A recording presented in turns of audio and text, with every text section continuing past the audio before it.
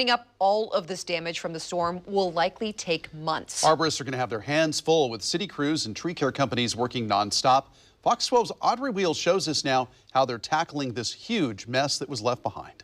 In the last bit of daylight tonight, city crews were cleaning up broken tree limbs here on Southeast 53rd near Stark.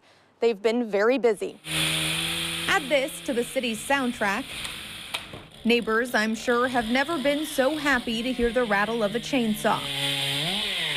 I was here. I saw it go down, and it was quite impressive, and it woke up almost everybody in the neighborhood. Here on Southeast 53rd, limbs heavy with ice snapped, falling into the street. I had little arrows on the garbage cans on this side, at least telling people to go to the left. Since the storm began, the Portland Parks and Recreation Urban Forestry Division has had about 500 emergency calls for trees and limbs.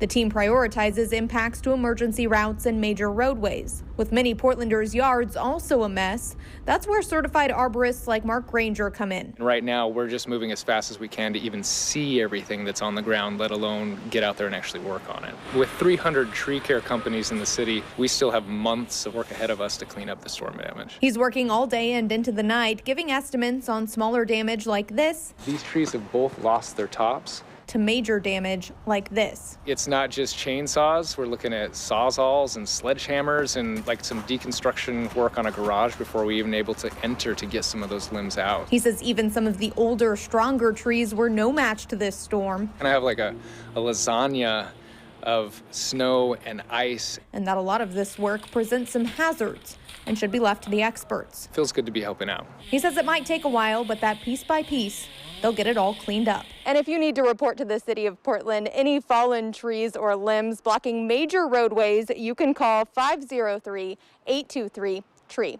Reporting in Portland, Audrey Wheel, Fox 12 Oregon.